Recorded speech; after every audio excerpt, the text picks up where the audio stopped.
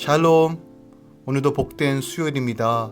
오늘 하루도 하나님께서 우리 안에 거하시며 우리를 지키시며 우리를 선하게 인도하여 주실 것입니다. 말씀 가운데 주님을 사모하며 말씀대로 순종하며 나아가는 이 아침 되길 예수 그리스도 이름으로 축원드립니다. 함께 주님만 바라봅시다. 5월 25일 수요일 아침 예배 성삼위 하나님께 올려드립니다. 우리 다 함께 사도신경으로 신앙을 고백하며 이 아침을 시작하기 원합니다. 전능하사 천지를 만드신 하나님 아버지를 내가 믿사오며 그 외아들 우리 주 예수 그리스도를 믿사오니 이는 성령으로 잉태하사 동정녀 마리아에게 나시고 본디오 빌라도에게 고난을 받으사 십자가에 못 박혀 죽으시고 장사한 지 사흘 만에 죽은 자 가운데서 다시 살아나시며 하늘에 오르사 전능하신 하나님 우편에 앉아 계시다가 저리로서 산 자와 죽은 자를 심판하러 오시리라. 성령을 믿사오며 거룩한 공예와 성도가 서로 교통하는 것과 죄를 사하여 주신 것과 몸이 다시 사는 것과 영원히 사는 것을 믿사옵나이다. 아멘. 오늘 하나님의 말씀은 창세기 41장 1절부터 13절까지입니다. 창세기 41장 1절부터 13절까지입니다. 만 2년 후에 바로가 꿈을 꾼즉 자기가 나일 강가에 서 있는데 보니 아름답고 살찐 7 암소가 강가에서 올라와 갈밭에서 뜯어먹고 그 뒤에 또 흉하고 파리한 다른 7 암소가 나일 강가에서 올라와 그 소와 함께 나일 강가에 서 있더니 그 흉하고 파리한 소가 그 아름다운 살찐 7 소를 먹은지라. 바로가 곧 깨어다가 다시 잠이 들어 꿈을 꾸니 한 줄기에 무성하고 충실한 7 이삭이 나오고 그 후에 또 가늘고 동풍에 마른 7 이삭이 나온더니 그 가는 7 이상이 무성하고 충실한 7 이상을 삼킨지라. 바로가 깬즉 꿈이라.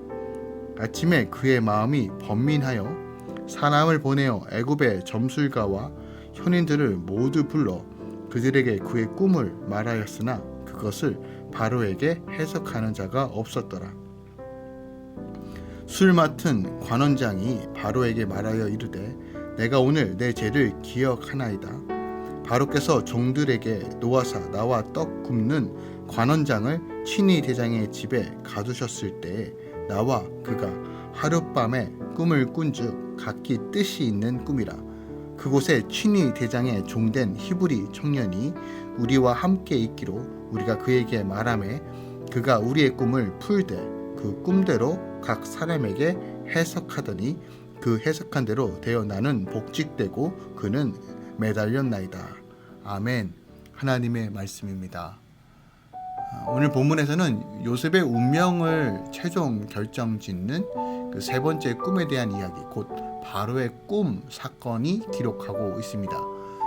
요셉은 이 꿈 사건으로 인하여 술 맡은 관원장의 추천을 받아 바로와 역사적인 만남을 가지게 되죠. 그리고 이 사건을 계기로 애굽의 총리가 되는 기회를 얻게 됩니다.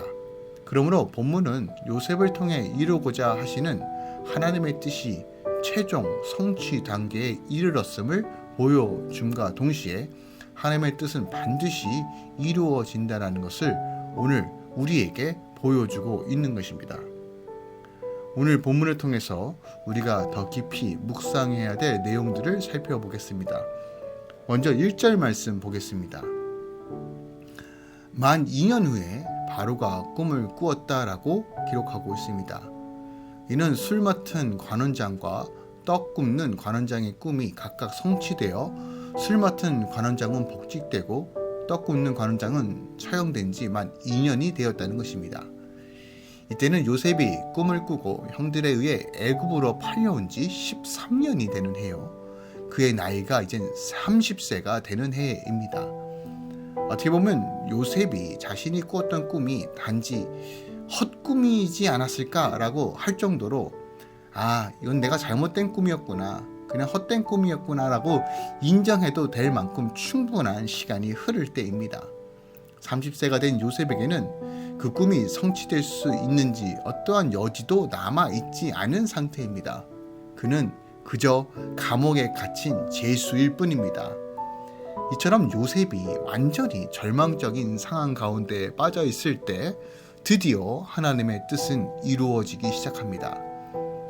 우리 인간적인 시각으로 보면 어떠한 가능성도 없어 보이는 그 때에, 그래서 절대 이루어질 수 없다라고 생각되어지는 그 순간에 오히려 하나님께서 그 뜻을 이루시는 가장 완벽하고 적절한 시기라는 것을 성경이 우리에게 보여주고 있는 것입니다. 이로써 요셉은 자신이 비록 애굽의 총리가 되어 온 천하를 호령하게 될지라도 그것이 결코 자신의 능력과 지혜로 된 것이 아닌 오직 하나님의 능력과 섭리와 은혜로 됐다는 것을 결코 의심할 수 없게 된 것입니다. 하나님의 뜻은 하나님께서 정하신 가장 최적의 시기에 가장 적합한 방법으로 성취됩니다. 우리 시선을 볼 때는 이것이 오랜 시간이 지나고 모든 상황이 절망적으로 흘러갔다라고 판단되는 그 순간에 그것이 하나님께서 정하신 일이라면 반드시 성취된다는 것이에요.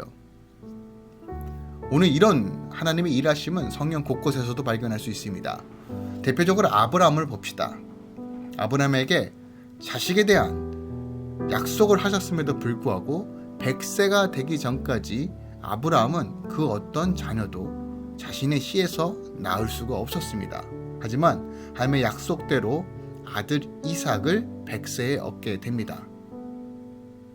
비록 하나님께 기름 부음을 받았지만 사울에게 쫓겨 광야와 타국을 정전하며 인생을 마칠 수밖에 없었던 다윗도 마찬가지입니다.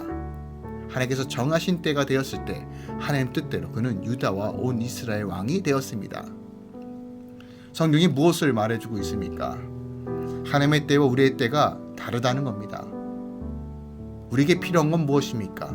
인내와 기다림, 그리고 순종과 하나님을 향한 믿음입니다. 결코 어떤 순간에서 낙심하거나 절망하는 것이 아니라 여전히 우리 삶을 인도해 주시는 하나님을 전적으로 바라보는 것입니다. 이 땅에서의 고난과 역경과 어려움을 당할지라도 하나님께서는 성도들 향하신 크고 놀라우신 일들을 이루시는 과정이라는 것을 우리가 믿고 바라본다면 하나님의 때 우리는 하나님의 놀라우심을 경험하게 될 것입니다. 또한 오늘 본문을 통해서 우리에게 주시는 영적 교훈은 무엇이냐면 세상은 우리 인생의 고민과 문제에 그 어떠한 해답도 주지 못한다는 것입니다. 1절부터 8절까지 보면 이제 바로의 번민이 나옵니다. 그가 꿈을 꾸었는데 그 꿈을 해석할 수 없기에 지금 그가 번민합니다. 애굽의 모든 술객과 그리고 박사들을 불러 모아 자신의 꿈을 해석하라고 명하지만 그 누구도 그 꿈을 해석하는 자가 없습니다. 어찌 보면 당연한 겁니다. 그 이유는 바로 하나님께서 계시하여 주신 꿈이기 때문입니다. 하나님께서 계시해 주신 것은 오직 하나님만이 풀 수 있습니다. 인간의 지혜로 풀 수 있는 것이 아닙니다. 오늘날 많은 사람들이 인간이 가지고 있는 지혜와 재능과 능력으로 우리 인생의 답을 찾으려고 합니다. 하지만 바로와 같이 고민할수록 찾을수록 번민할 수밖에 없습니다. 그 이유는 답을 찾을 수 없기 때문입니다. 인간 스스로는 행복해질 수 없고 인간 스스로는 완전한 것을 만들 수 없습니다. 전체주의와 사회주의가 바로 이런 것에 기반을 둔 것입니다. 물론 좋은 생각 또한 다수가 행복하기 위하여 만들어 놓은 이념과 시스템일 수도 있습니다. 하지만 우리는 늘 기억해야 됩니다. 인간 스스로는 행복해질 수 없습니다. 우리에겐 그럴 능력이 없습니다. 오직 하나님 그 창조주를 의지할 때만이 우리는 답을 찾을 수 있다는 것을 성경은 너무 분명하게 선포합니다. 오늘 바로가 그의 꿈으로 인하여 번민했던 것처럼 그 어떤 과학자들도 철학자들도 정치가들도 우리 인간이 가지고 있는 허무함과 두려움과 답답함을 해결해 줄 수 없습니다. 본질적인 답은 오직 주의 말씀 안에 있습니다. 오늘 그것을 오늘 바로의 번민을 통해서도 우리에게 가르쳐주고 있는 것입니다. 그래서 8절에 보니까 바로는 자신의 고민을 해결하기 위해 애굽에 있는 모든 술객과 박사를 불러 모으고 자신의 꿈을 이야기하지만 해석하는 자가 없었습니다. 당시 애굽에는 최고의 현인들, 최고의 지성인들, 최고의 지혜자들이 있던 곳입니다. 하지만 그 누구도 바로의 꿈을 결코 풀 수 없었습니다. 그러나 누가 이 꿈을 풉니까? 바로 하나님의 사람 요셉을 통해서 이 꿈이 해석되어지고 풀어집니다. 우리는 여기서 하나님의 놀라운 섭리와 인도하심을 보아야 합니다. 그리고 우리가 좀 주목해야 볼 것은 왜 이때서야 관원장이 요셉을 기억했는지 우리가 다시 한번 기억하기 원합니다. 제가 앞서 언급드렸던 것처럼 하나님에는 반드시 때가 있고 하나님의 섭리 가운데 우리가 있음을 믿음으로 바라봐야 합니다. 그렇다면 우리는 그 2년 동안 오늘 요셉이 2년 동안 무엇을 했을까요? 좌절만 했을까요? 포기만 했을까요? 아니요. 그럼에도 불구하고 하나님만 잠잠히 바라봤을 것입니다. 그 과정 중에 그가 가지고 있던 생각과 고집들이 꺾이고 온전히 하나님만 영광 받을 수 있는 그릇으로 준비되었다는 것입니다. 오늘도 하나님께서 우리를 인내하게 하시고 기다리라고 하시는 본질적인 이유는 우리 삶을 통해서 온전히 하나님만 드러날 수 있도록 우리를 다듬고 계신다는 것을 기억합시다. 그리고 그 인간의 어떤 지혜와 능력으로도 결코 우리 삶을 행복해 줄 수 없다는 것, 오직 하나님만이 우리의 삶 가운데 임하셔서 이끌어 주셔야지만 우리 안에 참된 행복이 있다는 것을 기억하며 오늘도 주의 말씀 순종하고 주님만 바라보며 나아가기 원합니다.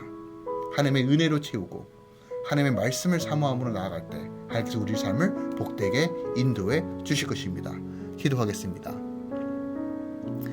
주님 감사합니다. 오늘 요셉의 삶을 통해서 우리 인생을 어떻게 걸어가야 되는지 또한 하나님께서 어떻게 일하시는지를 봅니다.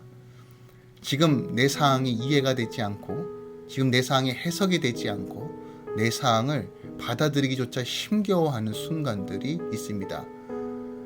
육아와 교육과 또한 재정의 문제와 환경의 문제와 또 건강의 문제와 여러 가지 이슈들이 우리 앞에 둘러쳐 있습니다. 그럼에도 불구하고 주님, 오늘 말씀을 의지하여 기다리고 인내하며 주님만 바라보겠습니다.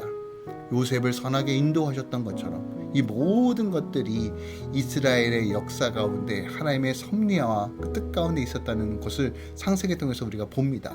우리 삶도 여전히 동일하게 역사하시고 선하게 인도하여 주신 하나님을 믿음으로 바라보며 신뢰합니다.